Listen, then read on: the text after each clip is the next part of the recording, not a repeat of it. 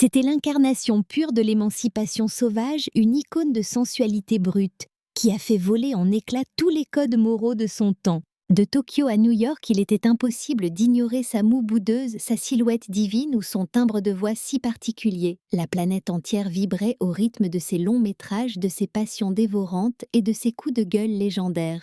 Mais réduire Brigitte Bardot au simple rang de comédienne serait une erreur monumentale.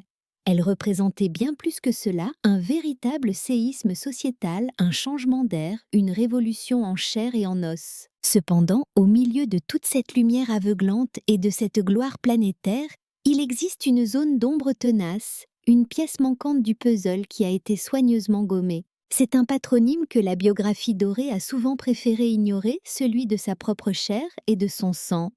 Son fils unique, Nicolas-Jacques Charrier. Durant des dizaines et des dizaines d'années, nous avons été nourris d'une image très spécifique de bébé, une façade médiatique parfaitement orchestrée et répétée à l'envi. On nous a vendu la rebelle indomptable, l'amoureuse des bêtes, prête à tout pour sa cause. Pourtant, derrière ce tapage médiatique et cette aura flamboyante, un lourd secret persistait. Il s'agissait d'un mutisme pesant, une sorte de malaise palpable qui mettait tout le monde mal à l'aise tant il était assourdissant. La question qui tue est la suivante. Comment la femme la plus épiée du XXe siècle a-t-elle réussi à occulter une part si viscérale de son existence? Nicolas a vu le jour en 1960 pile, au moment où la Bardotmania était à son paroxysme absolu. Pas un seul coin du globe n'échappait au phénomène. Elle était sur toutes les lèvres dans toutes les conversations.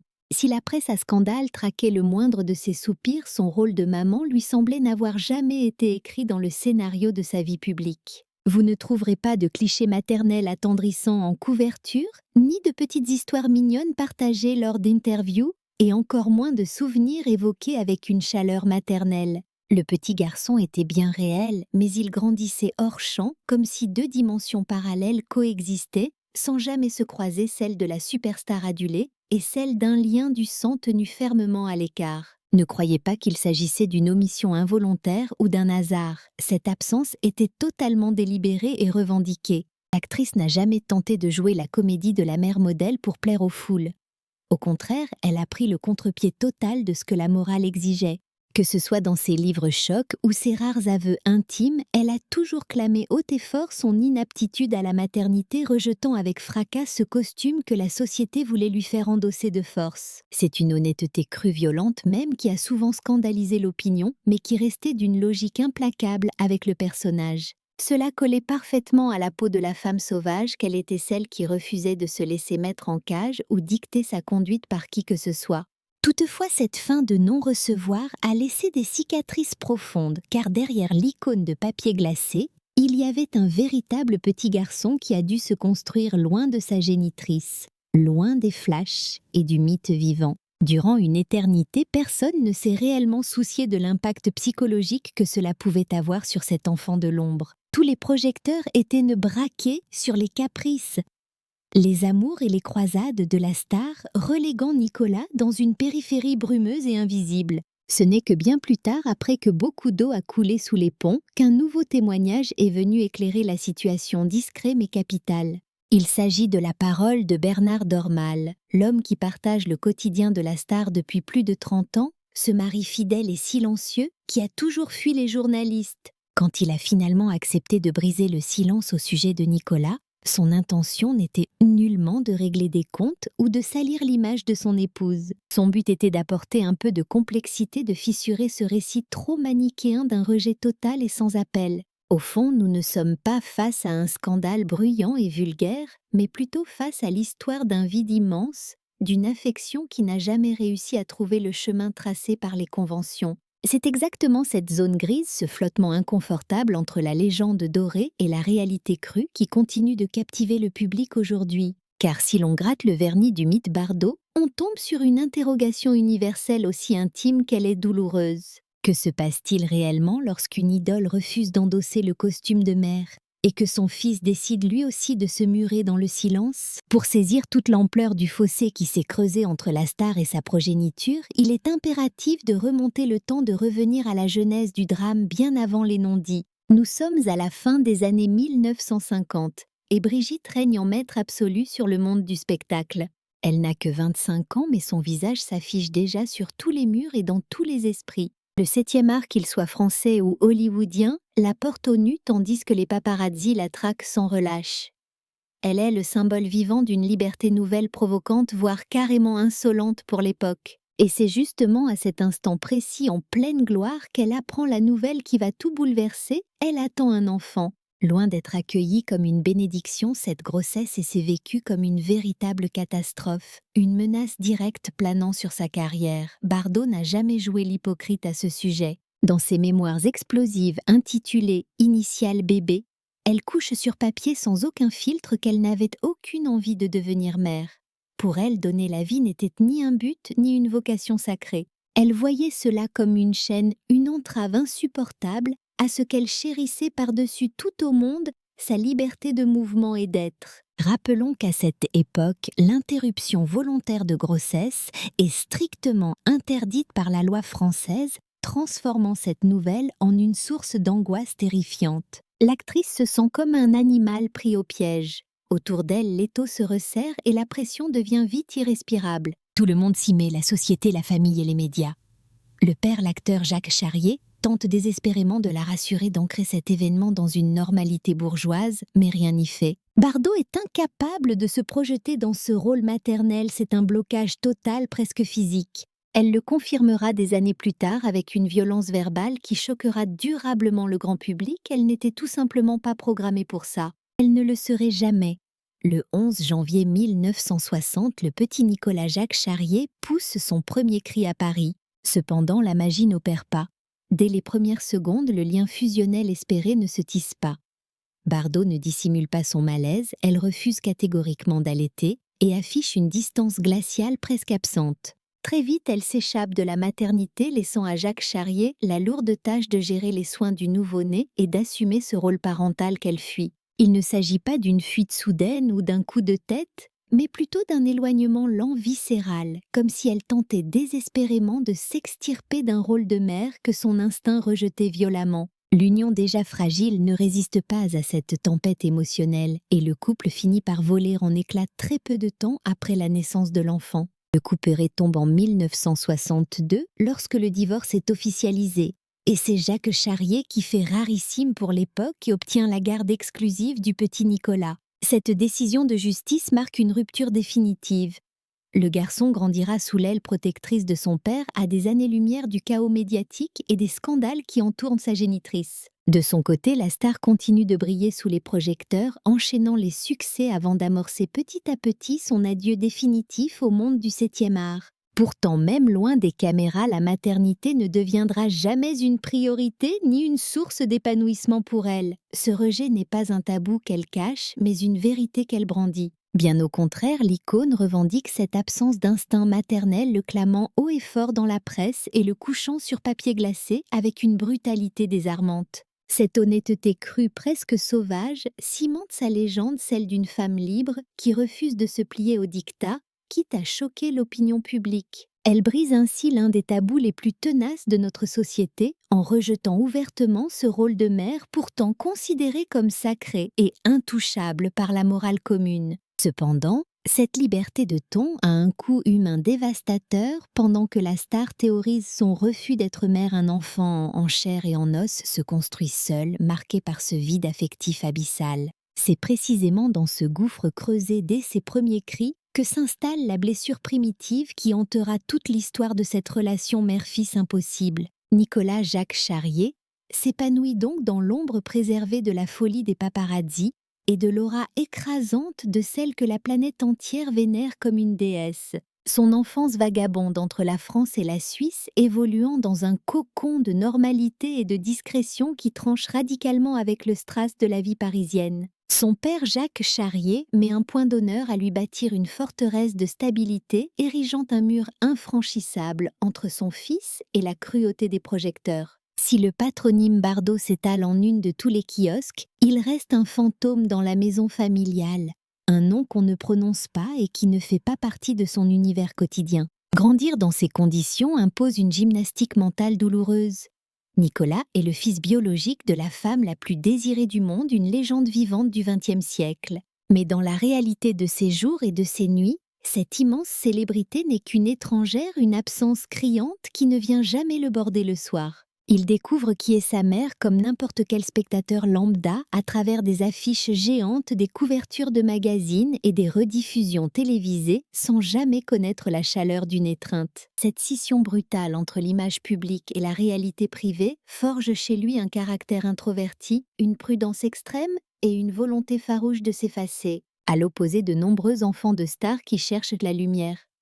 Nicolas ne tentera jamais de monnayer sa filiation ou de profiter de la notoriété de son nom. Il fuit les tapis rouges comme la peste, refuse systématiquement les interviews et ne montre aucune envie de pénétrer dans le sérail du show business. Son chemin sera celui de la discrétion absolue devenu adulte. Il embrasse une carrière de photographe, préférant être celui qui observe le monde derrière l'objectif, plutôt que celui qu'on dévore des yeux. C'est peut-être là sa manière à lui de contrôler l'image, de mettre une distance de sécurité entre lui et ce monde qui a happé sa mère. Les rapports entre la mère et le fils restent distants, ponctués de silence et de tension. Mais le point de non-retour est atteint de manière spectaculaire à la fin des années 90. En 1996, la sortie des mémoires de la star intitulée « Initial bébé » fait l'effet d'une bombe. Elle y décrit sa grossesse avec des termes d'une violence inouïe, comparant l'enfant à une tumeur. Blessés au plus profond de leur être, Nicolas et son père jugent ces révélations intolérables et estiment qu'elles constituent une attaque directe et publique contre leur vie privée et leur dignité.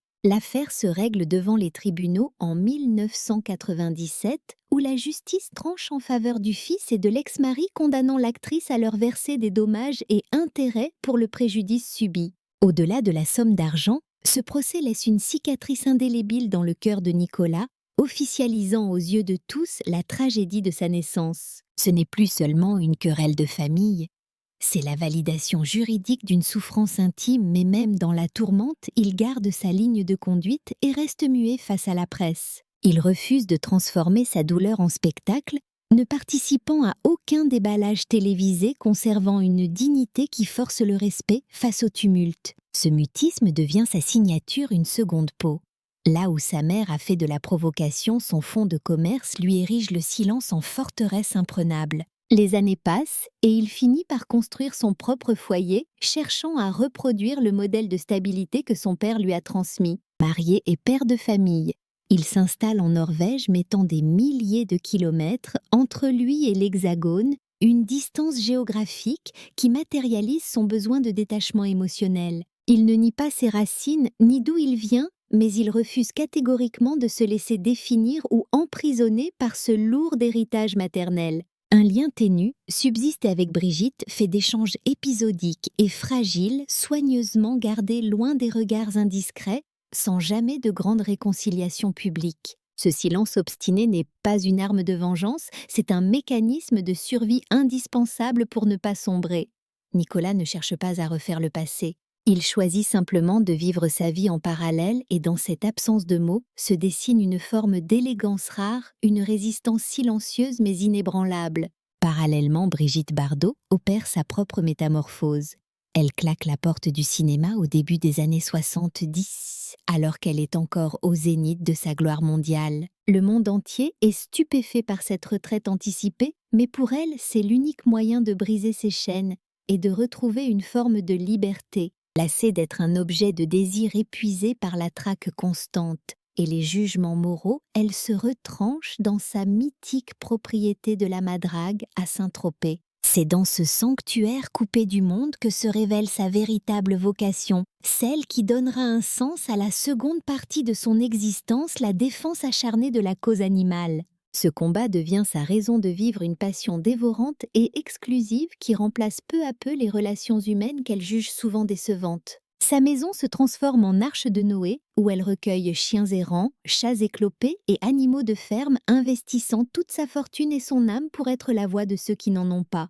L'aboutissement de cet engagement survient en 1986. avec la création de la Fondation Brigitte Bardot qui s'imposera rapidement comme une référence incontournable de la protection animale. N'hésitant pas à interpeller directement les chefs d'État et les ministres, elle utilise sa notoriété intacte comme une arme politique. Elle n'hésite pas à secouer les sommets de l'État, interpellant les gouvernements avec une véhémence qui laisse souvent l'opinion publique sans voix, allant jusqu'à se délester de ses parures de diamants et de ses biens les plus précieux pour financer sa croisade. Lorsqu'il s'agit de la cause animale, son abnégation ne connaît aucune limite. Et c'est précisément là que l'effroyable paradoxe de l'icône Bardot devient impossible à passer sous silence. Comment une âme capable d'une telle empathie, d'un amour si viscéral et inconditionnel pour les bêtes en détresse, peut-elle afficher une froideur aussi glaciale à l'égard de sa propre chair et de son propre sang? C'est l'énigme qui hante les éditorialistes et fascine les foules depuis des décennies, alimentant un mélange toxique de curiosité malsaine et d'incompréhension totale face à cette psychologie insaisissable.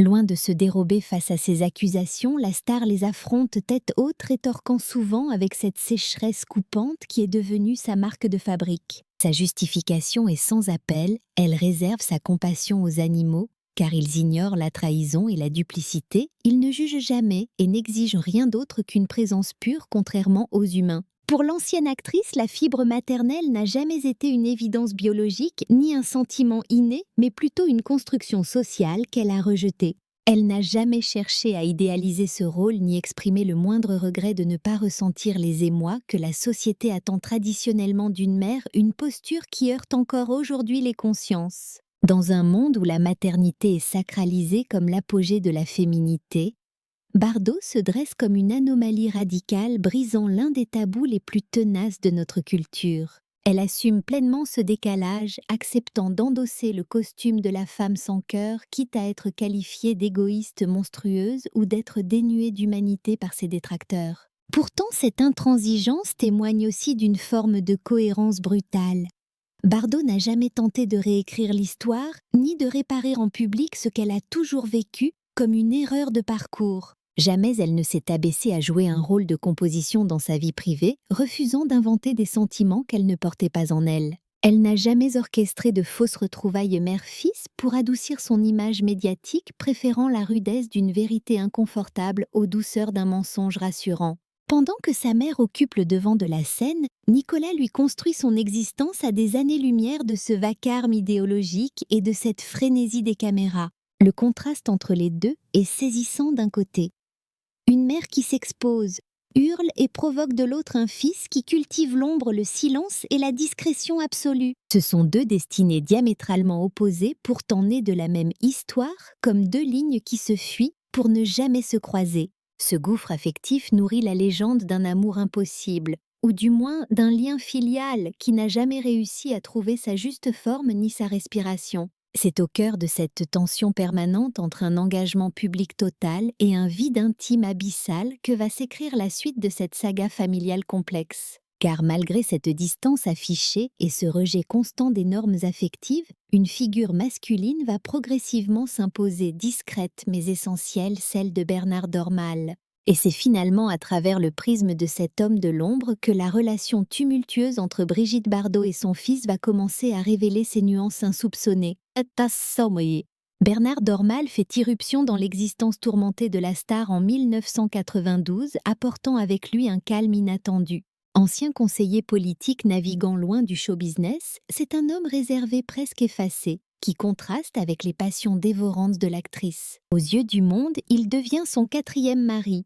Mais dans l'intimité, il s'impose surtout comme le compagnon le plus solide et le plus durable de sa vie. Durant plus de 30 ans, il partage le quotidien cloîtré de la madrague, loin des projecteurs du cinéma vivant, au rythme des combats acharnés et des colères homériques de son épouse. À l'opposé des playboys et des artistes qui ont traversé la vie de Bibi Bernard Dormal, ne cherche ni la gloire ni le conflit. Il est celui qui observe, qui temporise et qui se tait. Pendant de très longues années, il s'est refusé à évoquer publiquement le sujet le plus explosif de la vie de sa femme, ses rapports avec son fils Nicolas. Lorsqu'il consent à parler d'elle, il loue son caractère entier, sa fidélité à ses principes et sa cohérence, sans pour autant nier la complexité douloureuse de son rapport à la maternité. Ce n'est que bien plus tard, au détour de rarissimes confidences lâchées à la presse française, qu'il accepte enfin de livrer des clés de compréhension décisives. Bernard Dormal commence par reconnaître ce que tout le monde pressentait, la blessure est réelle. Il ne cache pas que la relation entre Brigitte Bardot et Nicolas a été marquée par la douleur, les malentendus et les cicatrices du passé. Il admet sans détour que la publication des mémoires Initiales bébé a été un véritable choc traumatique et que certaines phrases assassines ont profondément meurtri le fils, une souffrance qu'il ne cherche pas à minimiser. Bien au contraire, il concède avec une honnêteté désarmante que ces mots terribles auraient peut-être mérité d'être formulés avec plus de tact ou de retenue. Cette reconnaissance est cruciale, car elle brise l'image d'un déni total ou d'une indifférence absolue de la part du clan Bardot face à la détresse de Nicolas. Mais l'époux dévoué introduit également une nuance essentielle qui vient contredire la légende d'une guerre froide éternelle. Contrairement au mythe d'une rupture définitive et glaciale, il explique que les rapports ont évolué souterrainement avec le temps, sans fracas, sans scène de ménage, mais sans réconciliation hollywoodienne non plus. Il révèle que Brigitte Bardot et Nicolas n'ont jamais totalement cessé de se parler, maintenant un lien ténu, discret mais bel et bien vivant au fil des années. Il évoque des coups de téléphone réguliers, des échanges épistolaires et même des visites occasionnelles, loin des paparazzis. Rien de théâtral ni de médiatisé, mais une présence intermittente qui prouve que le lien n'était pas rompu. Selon lui, Nicolas a séjourné à la Madrague, parfois même avec sa propre famille. Ces retrouvailles ne sont pas dépeintes comme des effusions lacrymales, mais plutôt comme des parenthèses de calme, empreintes d'une pudeur nécessaire entre deux êtres que tout oppose. Chacun reste prudemment à sa place, respectant les limites que la vie et les blessures ont tracées entre eux. Brigitte Bardot ne se métamorphose pas soudainement en grand-mère gâteau et Nicolas ne cherche pas désespérément à combler le vide des années d'absence. Il s'agit davantage d'une forme de trêve, une acceptation mutuelle tardive imparfaite, certes, mais empreinte d'une sincérité nouvelle que Bernard Dormal tient à souligner. Il insiste sur un point fondamental pour comprendre l'icône. Brigitte n'a jamais su aimer selon les codes établis, ni en tant qu'épouse, ni en tant que mère, ni même en tant que personnalité publique. Son amour a toujours emprunté des sentiers escarpés, parfois brutaux et incompréhensibles pour le commun des mortels, mais toujours intenses. C'est précisément cette incapacité constitutionnelle à entrer dans le moule qui a façonné aussi bien sa légende planétaire que ses failles les plus intimes. En prenant la parole, Bernard ne tente absolument pas de redorer le blason de son épouse, ni de réécrire une histoire que tout le monde croit connaître. Ce qu'il offre ici, c'est une perspective bien plus intime, une vision à hauteur d'homme totalement dépouillée de cette envie constante de juger qui pollue souvent les débats.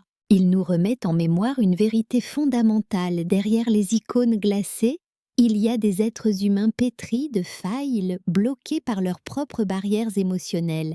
Et parfois, aimer l'autre, c'est juste éviter de le briser davantage. Ces révélations, bien que tardives, viennent complètement bouleverser l'angle sous lequel on a toujours observé cette saga familiale. Bien sûr, cela n'efface pas les cicatrices du passé, mais ça nous empêche de tomber dans le piège du scénario binaire avec la mère indigne d'un côté et la victime éternelle de l'autre. On découvre plutôt une vaste zone de clair-obscur, faite de pudeur extrême, de gestes maladroits et de silence qui paradoxalement les reliaient l'un à l'autre. C'est l'histoire d'une relation qui n'a jamais ressemblé à un conte de fées, c'est certain, mais qui, contre toute attente, ne s'est jamais totalement brisée. Alors que nous entamons l'année 2026 au crépuscule de cette vie tumultueuse, une question brûlante et complexe continue de nous hanter.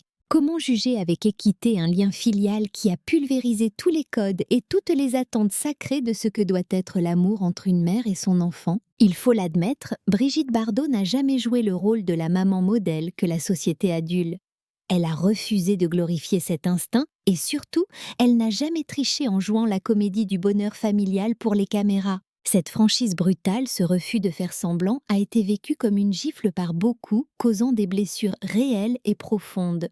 Cela a créé un fossé d'incompréhension, mais derrière le choc, cela dévoile une réalité bien plus rugueuse, inconfortable et pourtant terriblement humaine. En écoutant les confidences posées de Bernard Dormal, une toute nouvelle grille de lecture s'impose à nous loin des scandales d'antan. On ne parle pas ici d'un abandon froid et total, ni même d'une rédemption hollywoodienne de dernière minute, mais d'un sentiment imparfait, rugueux et incroyablement difficile à verbaliser. La star n'a jamais menti en prétendant ressentir cet amour maternel inné et codifié que tout le monde attendait d'elle. Elle l'a avoué sans phare, mais attention, elle n'a jamais rayé son fils de la carte pour autant. Le fil est resté la ténue, invisible, chaotique, mais indéniablement présent. De son côté, Nicolas a fait preuve d'une sagesse étonnante. Il n'a jamais essayé de tordre la réalité pour obtenir une mère qu'elle ne pouvait pas être. Pas de grandes déclarations vengeuses, pas de procès médiatique. Son silence n'était pas un vide, c'était une forteresse pour protéger sa dignité et fuir le cirque public. En s'exilant, en se taisant, en refusant de capitaliser sur son nom, il s'est bâti une vie d'homme libre loin, très loin de l'ombre écrasante du mythe Bardot. Finalement, ce qui nous prend aux tripes dans cette histoire, ce n'est pas tant les rendez-vous manqués ou les absences. C'est cette acceptation mutuelle et radicale. Aucun des deux n'a cherché à transformer l'autre pour qu'il rentre dans le moule.